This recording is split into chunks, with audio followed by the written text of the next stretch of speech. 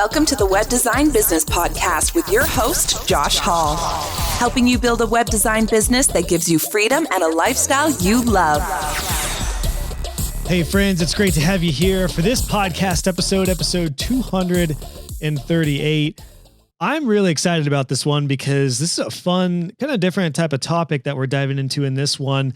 The reality is there's so many ways you can build your business and grow your business. And most often, what I've found is you get a lot of advice, but that doesn't mean that all the advice that you hear and see, including what I recommend to you, is right for you necessarily. I want to really encourage you in this episode to build your business your way. And with this topic and this motto in mind, I can't think of a better guest to bring on than Hunter Lowder, who is the co-founder of a husband and wife duo business called Tortoise and the Bear. But they are awesome. And Hunter was just a really great person to talk to about this because she, as you'll find out in this episode, really quote unquote embraced her inner weirdo. That's exactly what she said to me in the beginning of this chat, and learned to build her business her way that worked around her personality, her energy. And I want to encourage you to do the same. So if you feel like you're a little bit daunted because you feel pressured to build your business in a way that people say you quote unquote should build it, again, I want you to maybe take a step back and realize that you have the freedom to build the life and the business that you want to build that works around your personality, your energy, and all those good things. Now, I don't think you should stay in your comfort zone. And I think you do need to get out of what you're most used to in order to grow. And often some of the best things in life are right outside your comfort zone. But that doesn't mean that you need to become somebody different or like hate showing up for your business because it's just something you just absolutely dread. I want you to love your business and love every day of your life running it. And I hope this episode helps you do just that. So without any further ado, here's Hunter. We're going to talk about building your business your way, embracing your inner weirdo, breaking some rules and doing things that fire you up. So here we go.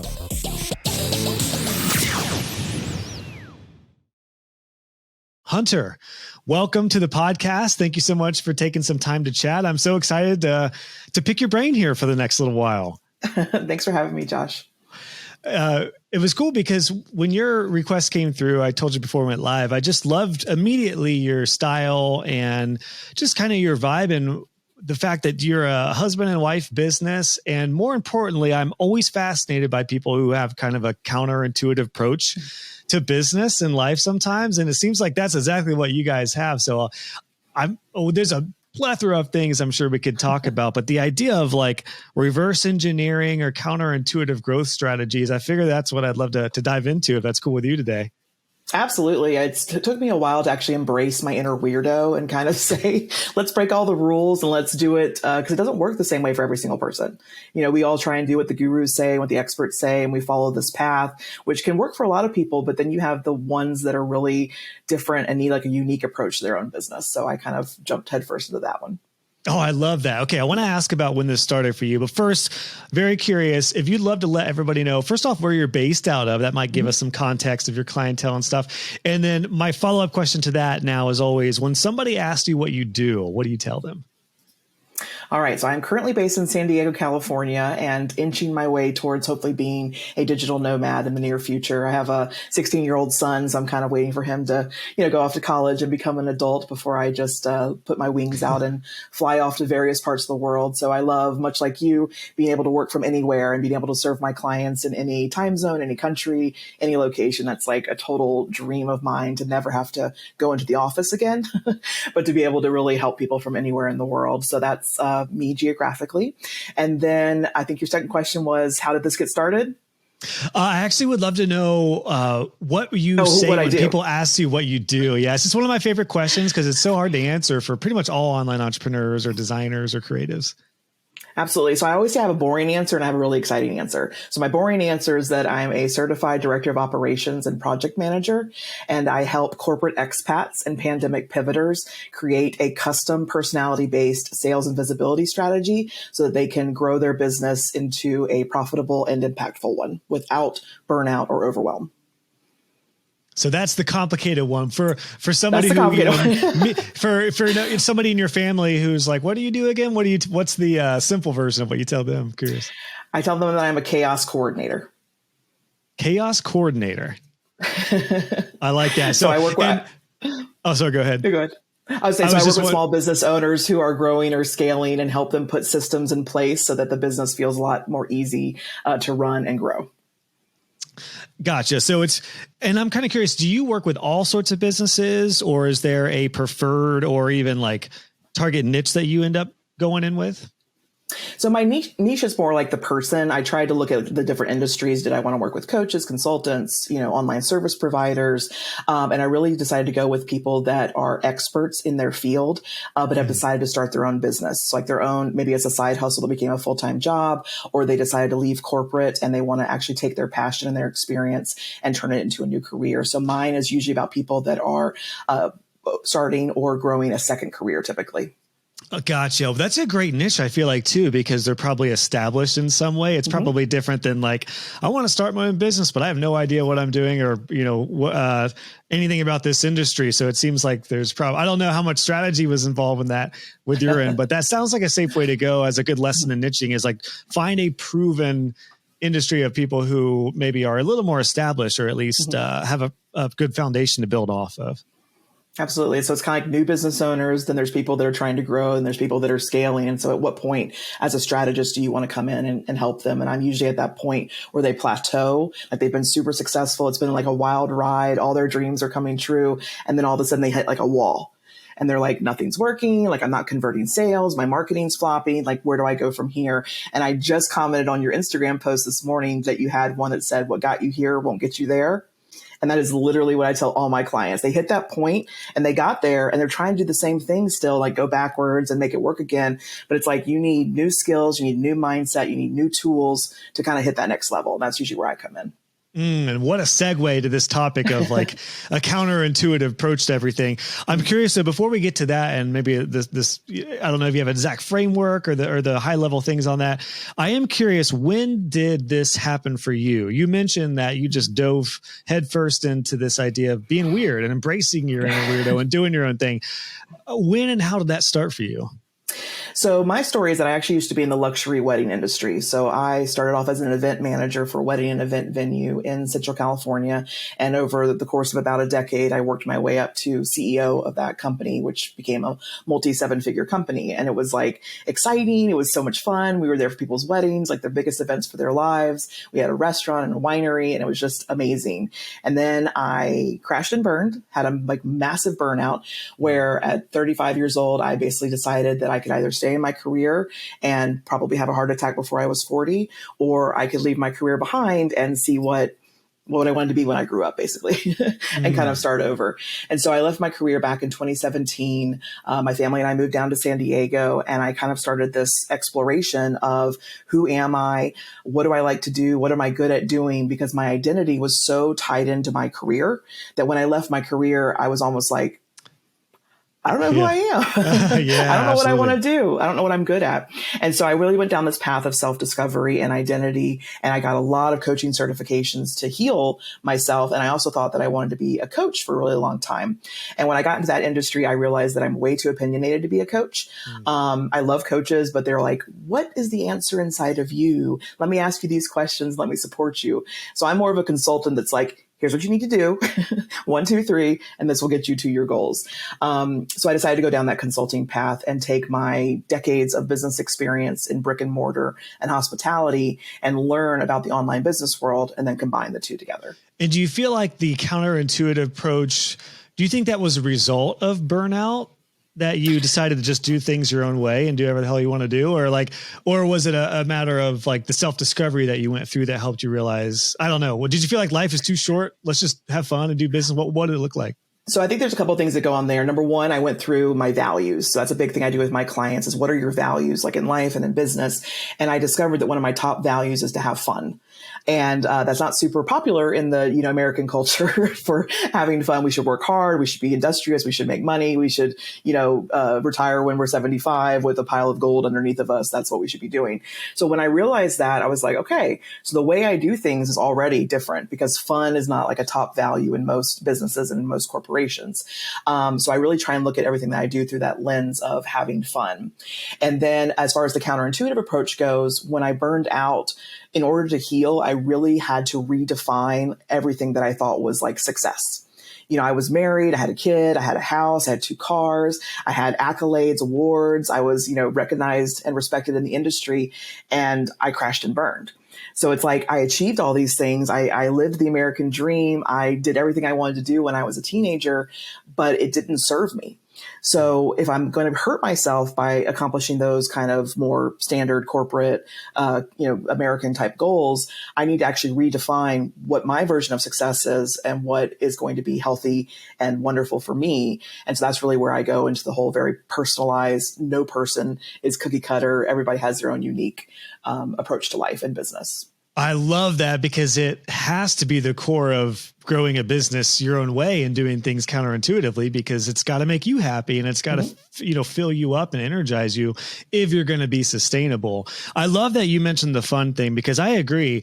I think I don't think I realized I did this, but I often would tell clients in meetings, like, we're going to have some fun with this. And I didn't really talk about it much. I need to more. This is a great reminder for me to, as a sales tip for all my students, everyone listening, add fun into your messaging. Like no one wants to work with somebody like, oh, I'm stressed out. This is going to be complex. Like make it as fun as you can. Make it lighthearted, because I think now so more than ever after the wake of the past few years, really, it's like people want to have a better time every day. So if you can make the experience more enjoyable, it's just such a great reminder to add fun into the mix of a proposal or conversations in the beginning.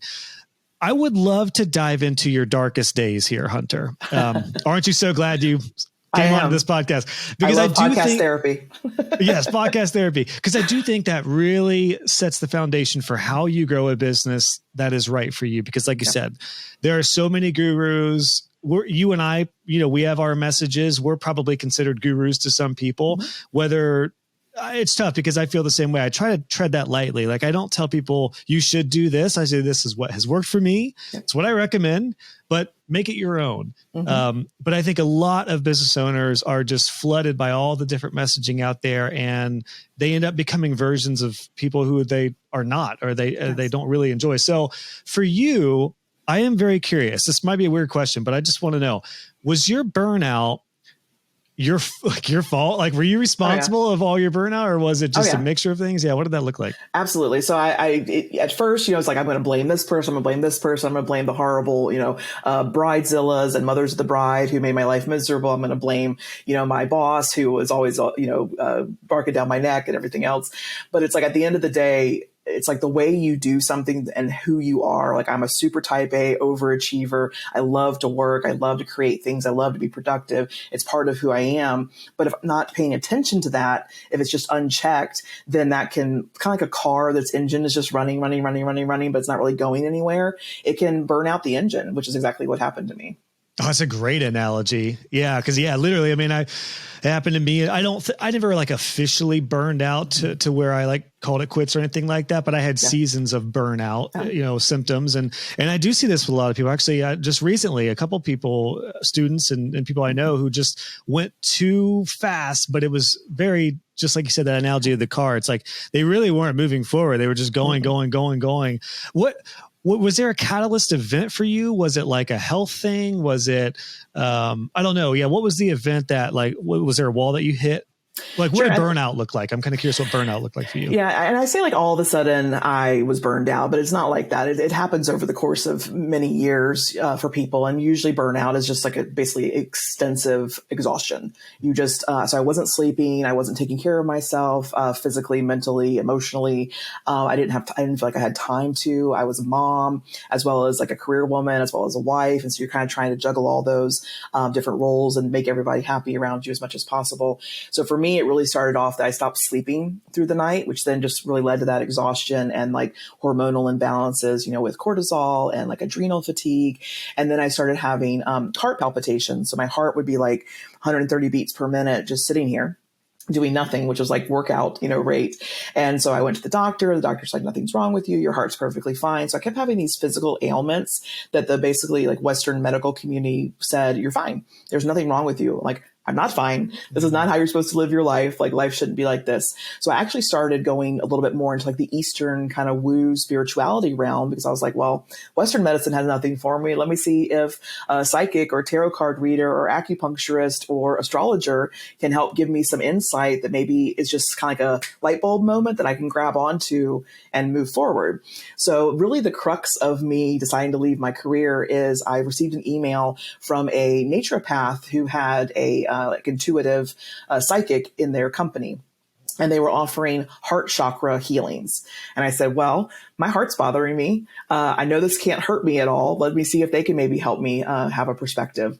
And when I went in and did the reading with her, one of the first things she said was, I see you in this picture of your life, this perfect life with this perfect house and this perfect career and this perfect marriage. And you are on your way out of that picture. Like you are done with that picture.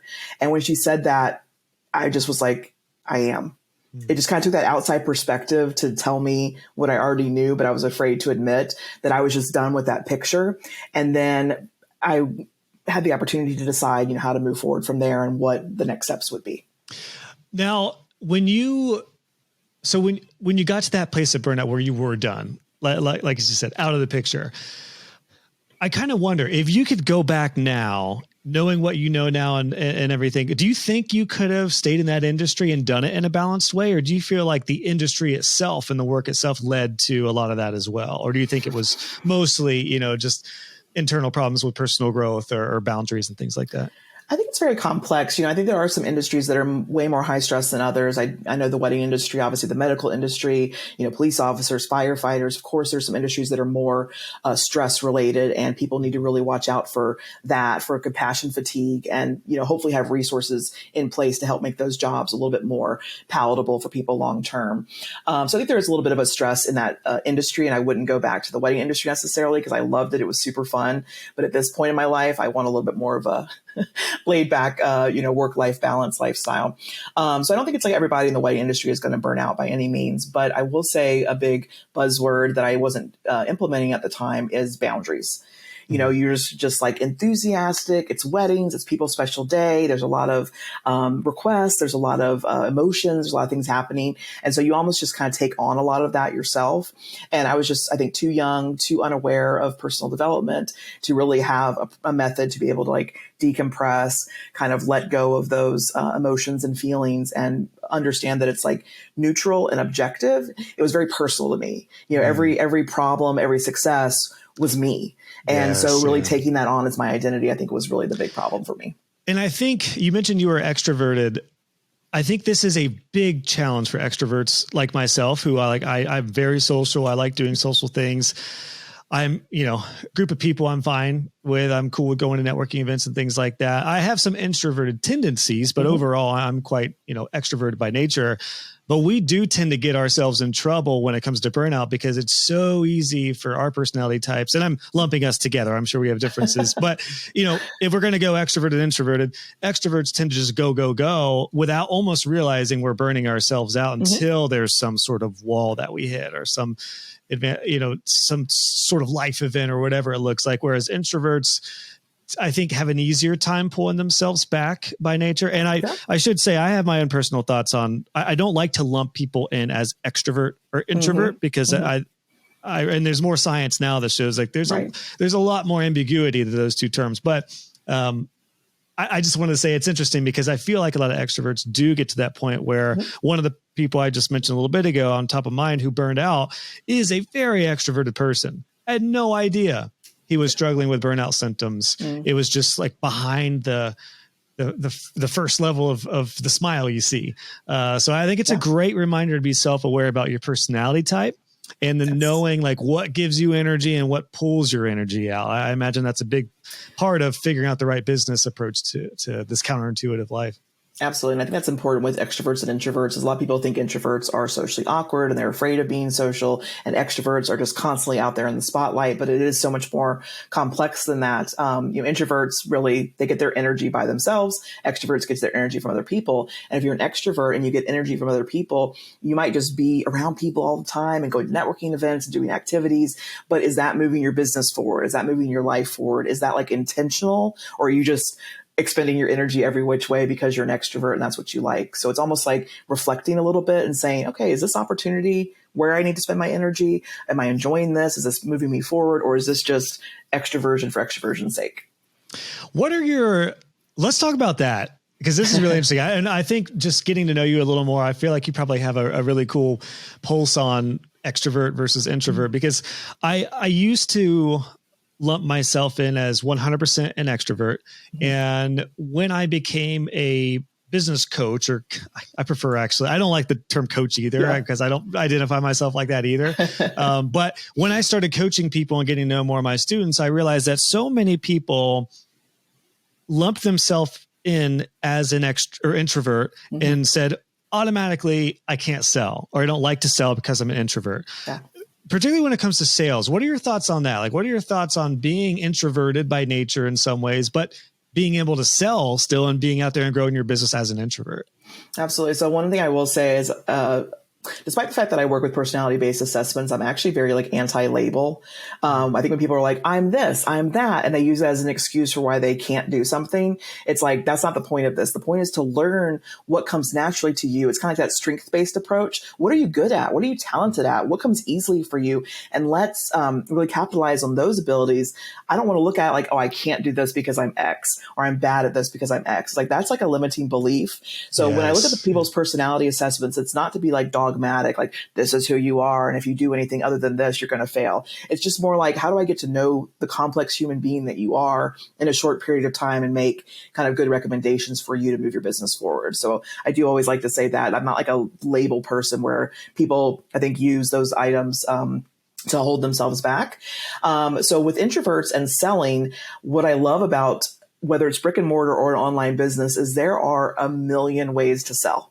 You can sell face-to-face. You can sell over the phone, over Zoom, over DM. You can do email marketing, passive, affiliate. Like, there's just every single which way you possibly can sell. So if someone's like, I'm introverted and I have trouble selling, I would kind of call them out on that and say, that's not the same thing. You might have trouble selling because you lack self-confidence, or you think that sales is dirty, or you think that money is evil, or you have these beliefs. But introverts aren't bad salespeople in and of themselves, because the definition of introversion is just that you rejuvenate your energy by yourself.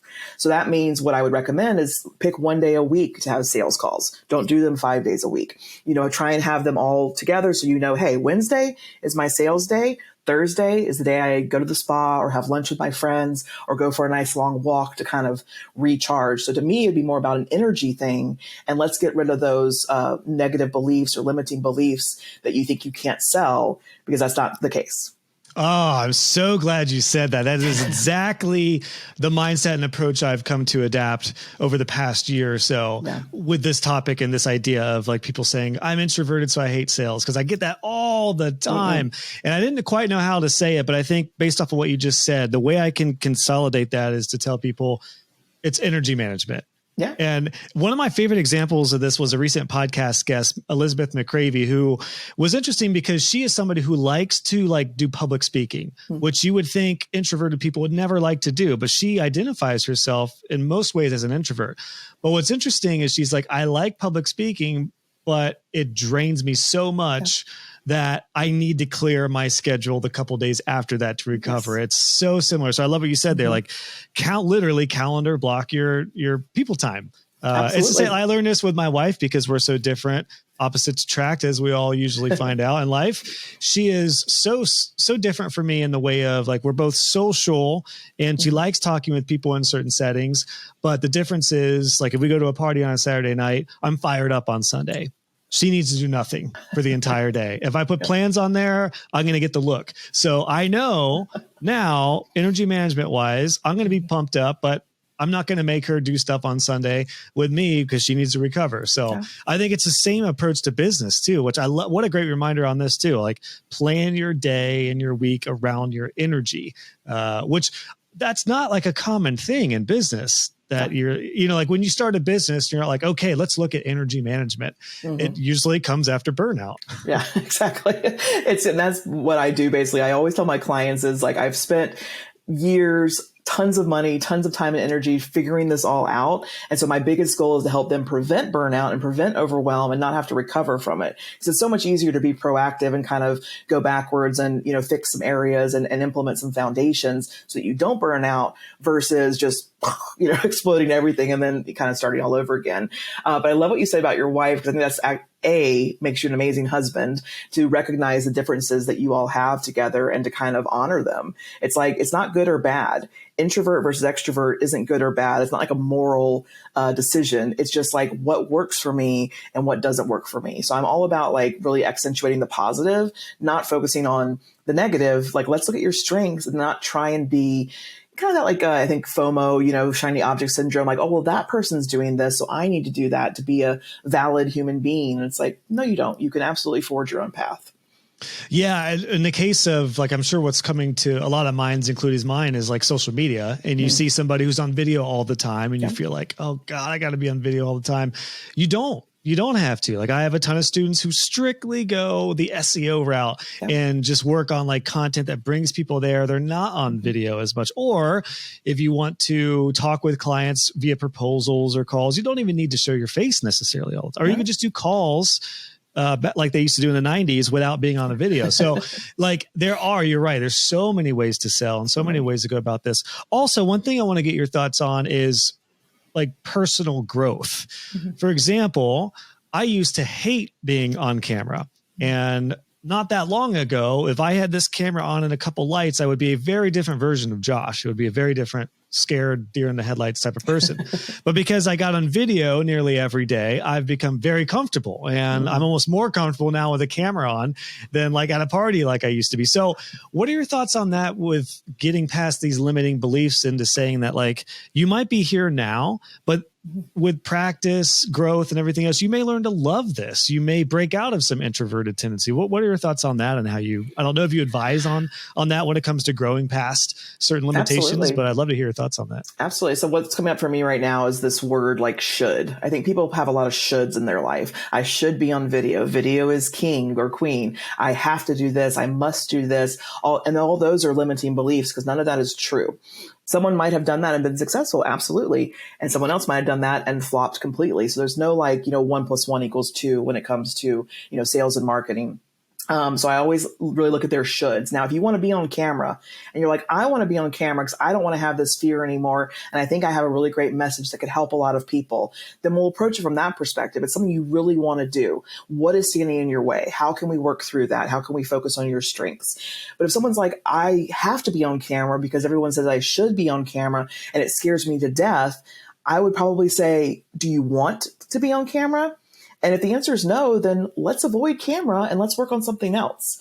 So I think kind of taking the pressure off of ourselves, it's like, I love how the word should is in the word shoulders. It's like everything's on our shoulders. So like taking that off of our shoulders of like, I should be on video. No, you should do what makes you happy and what you're comfortable doing, and doesn't mean that you can't push and overcome those limiting beliefs. But if you're just doing something because you think you should, that is probably the worst motivation out there.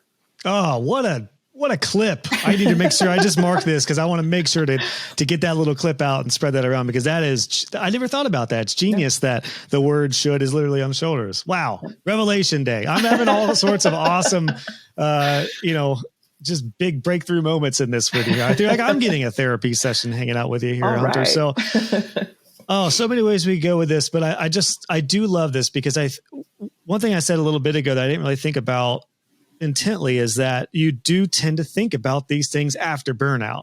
I hope this is sinking into some folks who are maybe earlier on in the journey or at a place where they're not burnt out, because I feel like you can kind of catch yourself. And I think one of the biggest things to do is just to be self-aware and just take time to like think.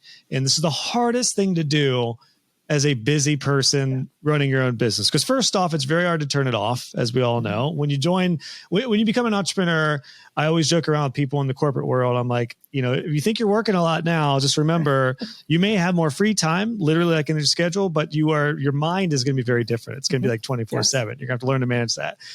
But I think just the act of like stopping, and whether it's intentionally for a little while having like a CEO day or a few hours to go to a coffee shop or do whatever you do, be intentional in your work calendar to take time to be self-aware. I think that's really, really important.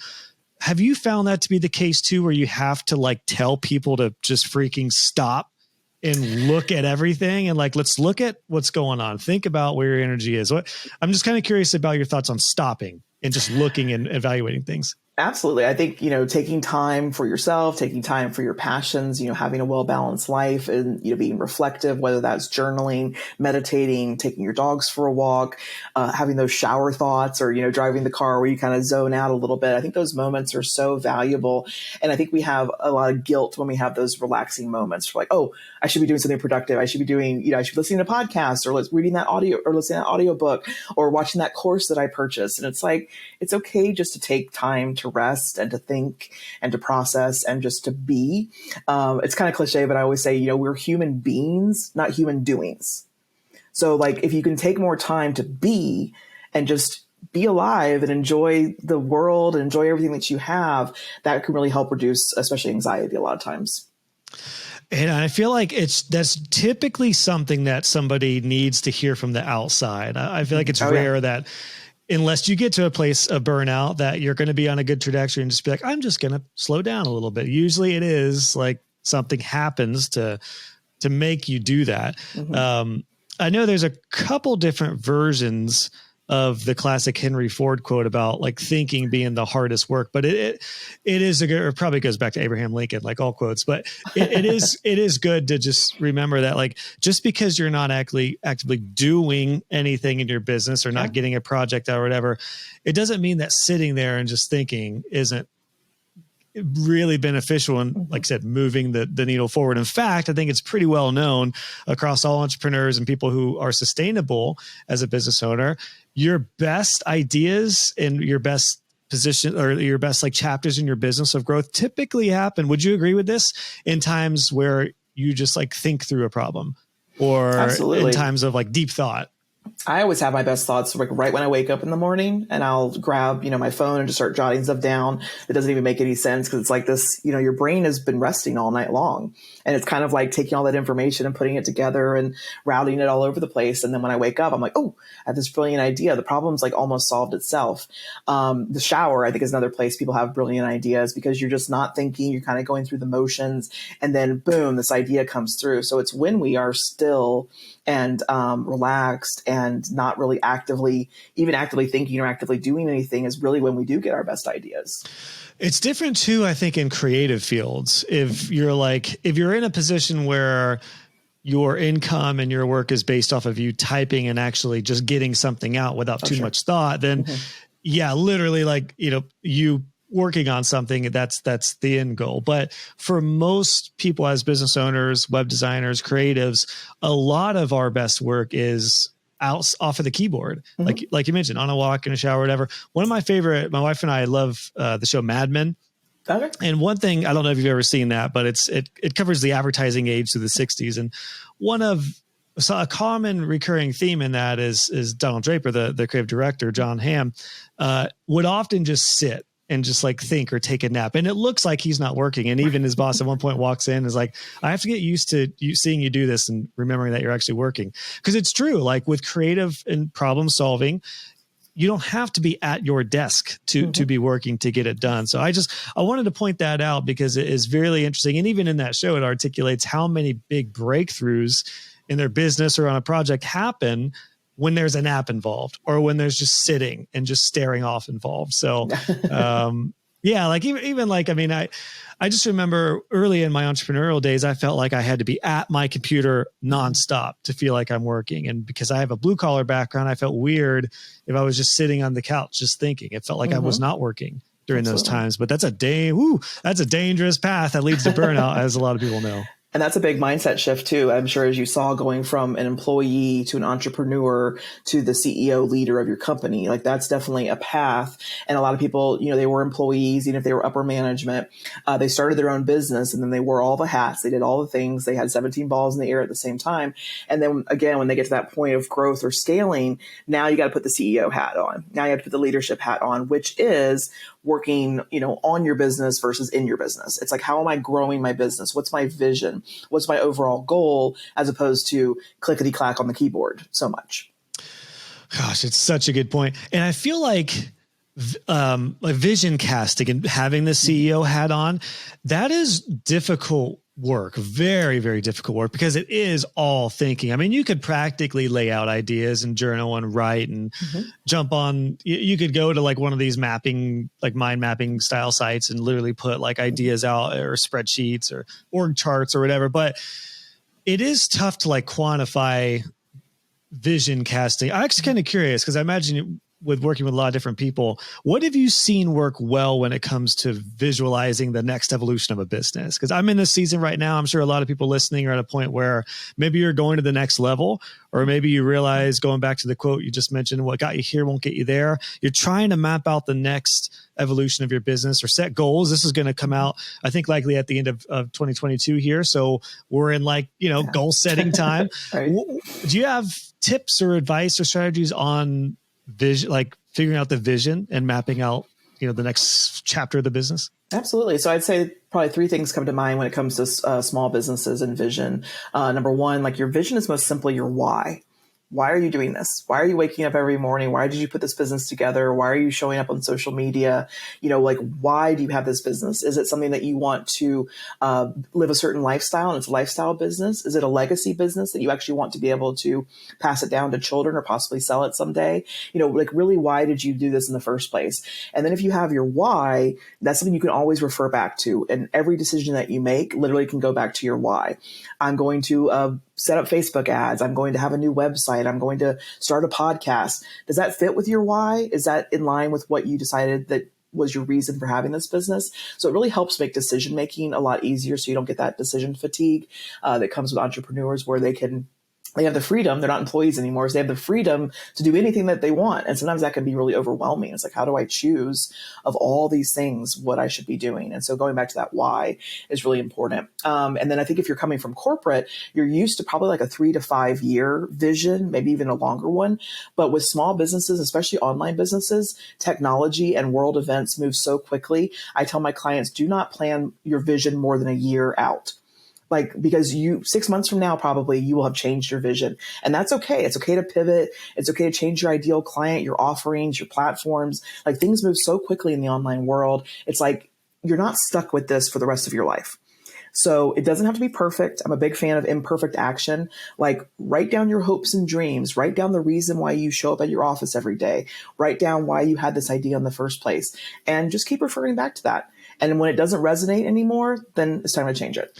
That is such good advice. You mentioned the corporate world thing. I remember one of my friends who I think is still in the corporate world. When I started my web design business, he's like, so what's your 5-year plan? Yeah. And I felt inferior because I was like, oh, I don't have one. I don't know. Like, I just want to make enough to, be able to support myself this year. That was my plan. Yeah. But I totally agree. I've learned that, especially, I think everyone listening to this as web design business owners, we know things move so fast. It's nearly I'd say it's absolutely impossible to plan 5 years out, because technologies change and trends change.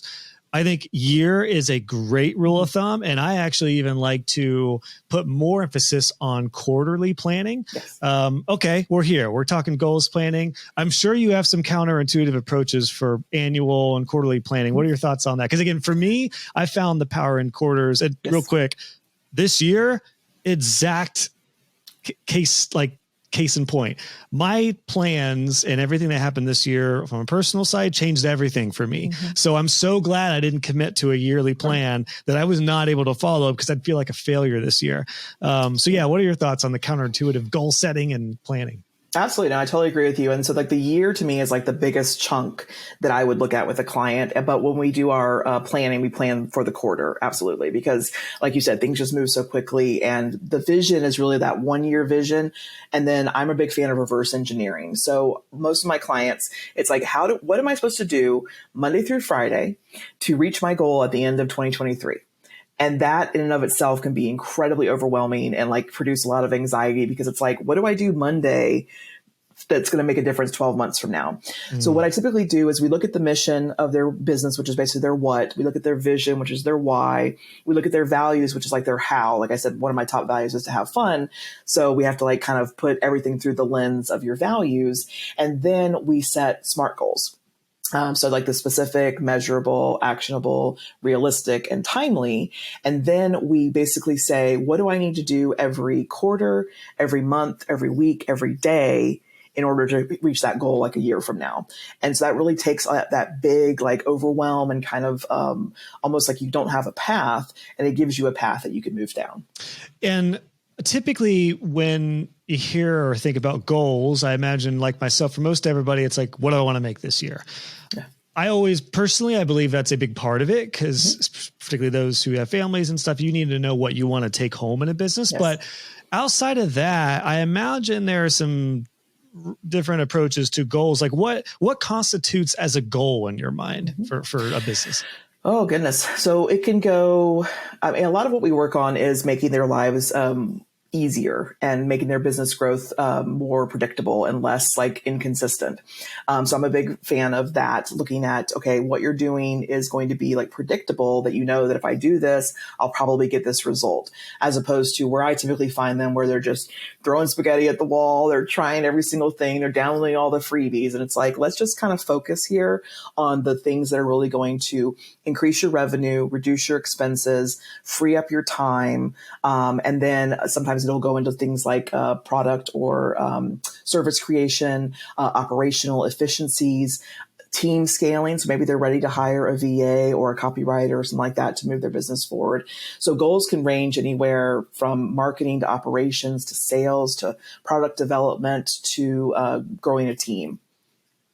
And do you at all split them between personal and professional, or like, do you have goals for time, family, or whatever that looks like, hobbies, travel, versus goals for just the business side of things to get that? Like how, I'm just kind of curious, do you keep those separate, or is that all intertwined? It's kind of intertwined. Have you heard of the Wheel of Life assessment? I think I did something similar. I don't know if it was termed that, but I went through DISC personality testing. I'm not sure if you're familiar with that. Yes. Very corporate-y, and I was really skeptical, but it nailed me. And I was like, oh my God, this does work. I think we went through something similar to where it was like it was like some sort of pie chart. Yes. Yeah. So the Wheel of Life, and it can look really different, and people can just go on Google and look up Wheel of Life assessment. And it's basically a circle that's divided into equal parts. And it's like family, wealth, health, career, intimate relationships, etc. And then you go through it, and on a scale of 1 to 10, you basically rate your satisfaction in each level, 10 being the highest, 1 being the lowest. And it kind of creates like a little spider web. And you can see that, oh, my level of satisfaction with my family is at the lowest right now. And so the lowest areas is where the focus needs to be. The areas that you have high satisfaction, you're killing it. Like, leave that alone. You're doing great. Let's focus on the areas of low satisfaction. And so I do the same thing with business, where I have like a wheel of entrepreneurship, which looks at those areas like I mentioned. So it might look at financial steadiness, product development, organizational efficiencies, and have my clients rate their wheel of life and their wheel of business. Because I also have this other belief that the way you do one thing is how you do everything. So if you're struggling in finances in your business, you're struggling in finances in your life. If you're struggling with your relationship with your clients in your business, you're probably having relationship struggles in your life. So it's like, how can we hopefully make a really easy shift to make both of those areas be more exciting and more satisfactory for them? A little sub point there that I love, and I totally agree, that how you do one thing is how you do everything. I found that to be true with mowing the lawn. I'm an aspiring lawn weenie for sure, but it's funny. I take that approach of like, for one, that's like, a task that I get to do that is a short reward, like it's done, which is not, for probably both of our businesses, it takes a long time to sometimes see results and fruits. Yes. So that was like my task to be like, I'm going to do this in excellence. Now I'm not going to like go, too far with that. And then there's the issue of perfection with things, but excellence is different than perfection, at least in my mind. I think those are two very different things. Okay. You agree. Awesome. Yes. But it was like my little thing. Cause I did find myself, it's so funny. You mentioned that 100% true. There was a season in life where like, I just started getting a little sloppy with that. And I was a little sloppier in my business and lost some discipline. And I did catch myself being like, you know what, I'm going to go back to my perfect, crisp, diagonal lines. And it really did have an impact on everything else. And there's a lot of variables to this. Like I've had to give myself some grace. As you know, my family just went through the toughest season we've ever been through. And it's chaos right now with 3 kids, one a newborn and one getting over her having health recovery. So I'm giving myself some grace, but this is a great reminder for me, even to take the little things I can control, to do those in excellence. And maybe that's a factor of focus, is like, what can you control? What's out of your control that you can try to tackle, but what can you control? I don't know if that's an approach for you. That is like my personal mission in life for myself, as well as for my clients, is this idea of controlling what you have control over. There are so many things we do not have control over. And when we get upset about them, or we try and control them, or we try and live our life around them, it's just, you're going to set yourself up for failure because you can't. So yes, bad things happen. And yes, good things also happen. And like, how can I really capitalize on those? Like I mentioned earlier, like really play to your strengths. Like, what are you good at? Where are you in these times of crisis? Don't focus on the negative. Don't focus on the, things you can't do and you can't have control over, because they're always going to be there. Focus on what you can have control over. And then, like you said, try and do that in excellence. Oh, I love that. And it kind of goes back to something you were talking about a little bit ago with the wheel, with the different pie, percentages of life, and focusing on the things that you're not doing so well at. Does that factor in with goals too? With like, you have a year-end goal, you look at a quarter, and I imagine maybe the focus is here for a month, the focus is here for the next month. Is that a part of fulfilling like goal setting as well, as like just aligning focus to certain things? Yes, because again, I think entrepreneurs get very scattered, where they want to do everything all at once, right at the same time that everyone else is doing. And it's like, again, I don't know. Personally, I don't know what you're talking about, but I imagine right? somebody does. Neither. I'm not guilty of it ever. I know as quote unquote gurus, it's like I'm in this business because this was a challenge for me. It was a challenge for me in my business. And so I want to help other people not make it a challenge in their business. So it's like, those who can't do teach type of concept, but it is something that I still work on to this day. And I think that's important. We all have our things that are just going to be our constant life projects. But really moving forward in that sense, I think is really beneficial. Yeah, that's great. Cause focus is something I've learned more and more recently too, is perhaps one of the most underrated aspects of like sustainability, is just like aligning your focus on certain things. I am reminded also more and more recently that some of the folks, without getting into an area of comparison or judgment, tend to, like, the people who are really killing it in a lot of industries tend to work on like one thing at a time. It's like one priority, one focus, then you move on. As you just mentioned, it's so easy to be so scattered and distracted, but what a good point to make sure to remember that, like, there's so much benefit in just focus in getting something done out the door. And I'm sure most everybody as business owners are probably some sort of like achievement oriented. So it just feels good to get something done with businesses that often take a long time to get results. So yeah, what's the value of just getting little things done, or even just like, like maybe a project is going to take a month, but you get it done. What's the value in that? You see? Absolutely. So what I will say is, like, I'm definitely a multi-passionate person, where I'm one of those people where everybody's like, niche down, do one thing, don't get distracted, don't multitask. And so there are people that are like very focused and driving through to that one thing. And then there are people that I think do better when they have like 1 to 3 things to focus on. So my big thing is, don't go over 3. Like 3 is like your maximum amount of things to focus on between work and personal life. But one thing you mentioned that was a huge lesson for me, especially for high achieving people, is that when they accomplish those things, are you celebrating that accomplishment? Yes. Oh, great point. I didn't realize until I was in my late 30s, because I was working with a business coach, and I said, I did this one thing that I want to do. I can't remember what it is now. And she said, great. How are you going to celebrate? I was like, celebrate? I don't celebrate. Like, this is just one less thing that I have to do now. I just check it off my list and I add a new thing in, then I go off and work on the next thing. And it merely made me realize that I have never celebrated any accomplishments in my life.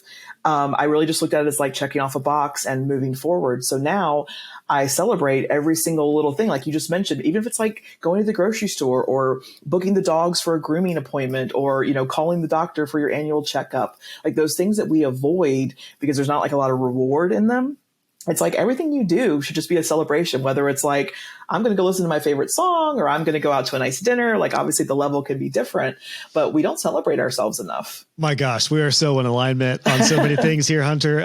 I have a web design process course that is my entire SOP of the process that I use and refine for a decade of building websites and launching them. Can you guess what the last step is? Shocker, like surprise. Guess what the last step? Celebrate. Yeah. That is literally a checkbox that you have got to complete if you're going to follow my process for every web design project. And like you mentioned, maybe that's going out and celebrating. Maybe that's getting a bottle of bubbly if it was a really big project. Maybe it's going on a trip if it was a huge project.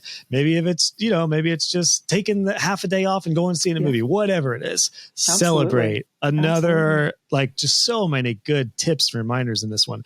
Are you familiar with Derek Sivers? I don't think I've heard that name. No. I think he will be your new best friend after this conversation, because talk about alignment. A lot of the stuff that you're saying is so in line with him. He's an author. He's coming on the podcast soon, which I'm really excited about. Okay. He built and sold a company called CD Baby, which is a huge marketplace for CDs. Actually, my old band, we still make some money through CD Baby. Oh, okay. Anyway, sold that for like multi-millions, but it's just a very counterintuitive type of mind when it comes to this. But one of his books, which is one of my favorite books of all time, is called Hell Yeah or No. Meaning when it comes to focus and priority, if it's not a hell yeah, let's do this, it is a clear no. Yeah. I say all that to say, number one, I recommend that you check out some of his stuff. I think you'll love him so much. But also, what are your thoughts on that idea of like when it comes, because the reality is opportunities come left and right. And I've found, I have to tell my students this on a weekly basis. Here's an opportunity. Like, how timely. We just talked about this in my membership. One of my students has this opportunity. And I'm like, the red flags came up. I was like, this does not sound like a hell yeah opportunity. This sounds like you could do it, but should you do it? What are your thoughts on being so clear about, yes, I'm going to do this, or no? Because at a certain point, I found you need to get used to about saying 90% no to everything. No, it's very true. I think we should be saying no a lot more than we are. And I mentioned boundaries earlier, and that comes into play a lot too. It's like we want to say yes. We want to be polite. We want to take advantage of opportunities. We're worried that if we don't take advantage of that opportunity, that's the last opportunity and nothing's ever going to come at that point. So it can get a little complicated. And that's why I really recommend people that are work with people like yourself, like business coaches, business consultants, to kind of have that outside perspective.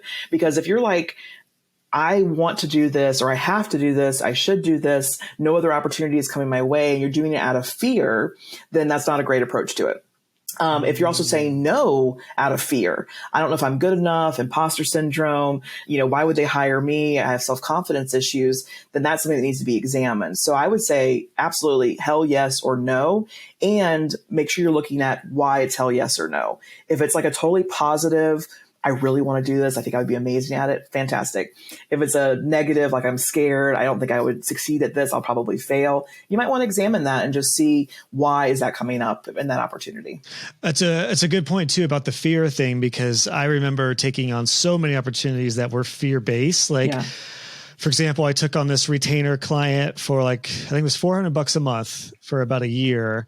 And the work, I took it on as a web designer because I was like, it's $400 a month, but it was also quite amount of time that I was dedicated to that pulled me away from projects that I was making way more in that I probably should have ended a lot sooner, but it was fear-based. It was like, well, what if I don't have all the projects coming in versus this opportunity is 10X what this is. And I just feel like I'm a better fit. So it is interesting to think about and again, this goes back to like stepping back and just looking at your day to day and your decisions, what's fear based? What's the opposite of fear then? Is it like opportunity based? Is it energy based? I think excitement. Excitement is the opposite of fear, and I think fear can feel like excitement sometimes, or vice versa. Excitement can feel like fear, but I think excitement is that positive energy, and you absolutely can still be afraid, and you absolutely can still have reservations. But I think moving forward, taking imperfect action, doing it even though you're afraid, and I think that goes back to also that redefinition of failure. So even if you do something, it's total flop, it's still a lesson. Like nothing is ever a waste of time or energy. It's always something you can learn from and then apply later on in your life and business. This brings me right back to public speaking. And when I joined a networking group, my first few presentations, wow, I wish I would have recorded those. Probably super embarrassing, but they were brutally bad. I just hated speaking in groups. I was awesome at a coffee shop with one or a small group at a coffee table, but you put me in front of 20 people with a projector. Different story. Right. Back then, now it's very different, like we talked about. But I say that to say, like, there is, when it comes to fear and it comes to, I do think there's like decisions made in fear, but then there are fears that you just need to work through. And also, you just mentioned excitement. One thing that I learned through that experience and just being forced to do that is I learned that I wasn't always necessarily afraid. I just had like this anxiousness that I learned to channel differently. Yes. And I used to be in a program called Toastmasters, which I recommend for a lot of people as well. It's not all about public speaking, it's leadership and communication. But one thing I learned in there, which was super valuable, is that if you feel the fear, that is okay. And I still feel the butterflies when I go live for things or like on Q&As. I still feel fearish symptoms, but I've learned to channel it to just be a little more excited and just, and I think it's actually really good. I don't know what your thoughts on this are, but I think it's good to be afraid all the time for some, like not all the time, but like if you are super comfortable and you're just so content, you're going to get bored. So I think it's good to step out of yourself. Yeah. You got to get a challenge, get out of your comfort zone you got to feel a little fear. I don't know. We're getting into like motivational, minutes here, but like, what's your advice and thoughts on if you get to a place where you're a little too content, maybe a little too stable? How do you advise stepping into something that is, a little outside your comfort zone, feeling that fear? Yeah. So I think there's always this expression that goes around about talking about, don't play small, don't be afraid, like step into the spotlight. But for people like me who, again, super type A overachievers, sometimes playing big can be our biggest detriment. Because we do everything big, we do it all the way or not at all. And so sometimes the fear can be of, I don't want people to see me and judge me. But sometimes the fear could be of, if I do this, I'm going to blow it up and then it's going to take all my time and all my energy and I might head towards, burnout again. So I think there's like two perspectives on that. And I love the question, why? So you're afraid of public speaking. Why? And then why? And then why, and then why, and then just keep going until you really get to like the reason that they're afraid of public speaking. Now, if that's something that they want to work on and they want to get rid of and they want to public speak because they're so passionate about speaking their message, then yes, let's work on it. But if there's other ways that you can communicate and express yourself that don't automatically have that fear response, let's start there. And maybe we can work towards public speaking. Like you just mentioned, could you speak at a coffee shop and then maybe do like a Facebook Live and then work your way up to speaking to 20 people? So there's like baby steps. I think we go from like 0 to 100 and then we quit because we fail, we're afraid, it's just too much. And it's like, again, that kind of reverse engineering, like how can I do these little steps in order to reach the goal that I'm trying to reach? Oh, that is well said. Yeah. I mean, that could be the case with public speaking, weight loss often. Like it's the same thing. If somebody wants to lose 100 pounds, you don't just start running to lose 100 pounds. It's one, pun intended, step at a time. It's a great reminder to just take things small. In the case of public speaking and being on camera, like we talked about earlier, that was 100% the truth for me. And I've seen a lot of my students be really shy and awkward and not themselves when a camera is recording, but then they stick at it and they just, do little things or like I said, do a screen recording and don't be on camera. And then suddenly your confidence grows. And I do love the approach to like asking why multiple times, several layers deep. It's like you got to be a toddler. You almost have to like treat your own self like a toddler sometimes. Why? Why? It's like, why am I afraid of public speaking? Because I'm nervous. Why are you nervous? Because I might be judged. Why are you afraid of being judged? Because they may not like me. Why do you care if they don't like you? Oh, actually, I don't really care if that, realtor doesn't like me. And I'm like, why do I care? I didn't even get up and share what I know. So, I love that. Same with doing public speaking too. It's like, I want to do public speaking, but I'm afraid. Well, why do you want to do public speaking? Because I want to have my message out there into the world so I can make it a better place. Why do you want your message out there in the world so you make it a better place? And just keep going. And if the drive is strong enough, if the reason is strong enough, a lot of times that can even cancel out the fear like right then and there, because it's like, oh, the benefit of this, the desire is way better than the negativity or alternative. Oh, that's a great point. Yeah. They almost like convince themselves, which is great. Yeah, right. Oh, so much good stuff here, Hunter. I really feel like we've covered some really good ground with these counterintuitive approaches. I mean, a lot of this is definitely like psychological and mindset, but I fully believe that the success and growth of your business, if you're going to be sustainable, is 100% attributed to your mindset. Mm-hmm. So I love that we covered a lot of things, including like energy, focus, priority. I think one thing I really gained from this conversation is just the reminder to just do things that fill you up. Like, like make it fun. What's the point of doing business if you're doing everything that everyone tells you to do and you don't make it your own and you don't have a life that you love while you're doing it? So gosh, I couldn't agree with everything that you said. Nothing that you said, I was like, oh, I don't know about that. I 100% get behind everything you said there. So thank you. A lot of resources that you have, Hunter. I want to ask you a final question, but where would you like people to go to connect with you? Is there a certain resource you'd like to point them to? Where should people go? Absolutely. I have a wonderful free gift for podcast listeners. That's at tortoiseandthebear.com/podcast. And we offer a free personalized customer journey audit. So I have people give me their personality assessments, a little bit of information about their business, and then I walk them through their customer journey. And I usually have at least 3 really simple action items that they can implement immediately to turn their business around. Awesome. Oh, awesome. I have to try that out. It's fun. Yeah, I feel it feels fun. I love how you said fun too. Yeah. So I love trying to figure out a final question just to kind of put a cap on everything that we've talked about, since it's all top of mind. But I'm kind of curious, for somebody who you may know somebody who is like on their way to burnout, but they don't realize it. What would you tell them? Of all the things maybe we talked about, is there something that you would say to prevent burnout? If they're not sure, they're like, you can clearly see this is not going to end well. What would you tell them? They might not be ready to hear this just yet, but one of the things I would tell them is that there are no rules. Every rule that we've ever been taught is someone else's rule that we just decided to believe at one point. Like, we weren't born believing that, success is $10,000 months, or we weren't born believing that success is 2 cars and a house. Like, we learned that at some point. So like, everything you think is real and true and a law is not. And so even though that person probably, if they are burning out and is not aware of it, might not be in the place to hear that, I will say that for everybody listening today, that whenever you sit there and say, I have to do this, I should do this, I must do this, no, you don't.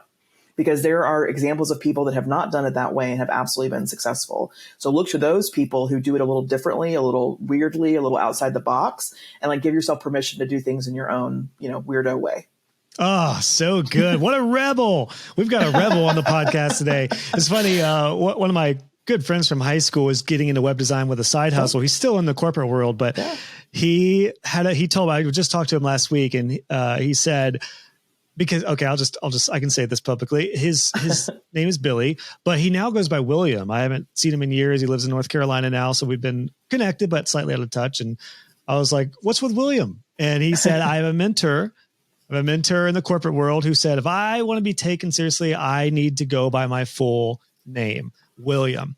And I said, all right, Billy, I said, when you come into the freelance world, your name is Wild Bill, because that ain't going to fly. It was just so funny. It was like it was just such a funny, like, what a goofy thing that you feel like, if I had got a corporate job, I would have to call myself Joshua and wear a tie. Right.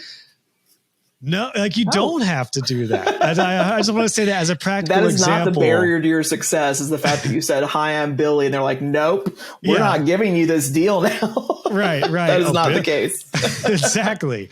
Oh my gosh, that's so funny. I have so many issues with the corporate world that we don't need to get into, but such good stuff. Hunter, thank you for your time. I so enjoyed this chat with you. Thank you for having me. Yeah, a lot of great stuff. Like I said, I feel very align with a lot of the things that you do and help your clients with as well. So thank you for sharing some really cool insight, and excited to keep in touch. Absolutely. Hey friends, it's Josh here. I just wanted to mention a couple quick things before you head out. First off, if you've been enjoying the show, please consider leaving a podcast review. I personally read all the podcast reviews. I love hearing your thoughts and feedback on the show, and it also really helps grow this podcast. You can do that easily if you go to joshhall.co/podcast review, and you can leave a review wherever you listen to the show. And then I also wanted to make sure you know that for all the extras on every one of these podcast episodes, you can go to joshhall.co/podcast. We have a post there for every episode, which includes full transcriptions, timestamps, and all the links and resources that we mentioned. So just go to joshhall.co/podcast for all the extra goodies. Thanks so much for tuning in, and I'll catch you on the next episode.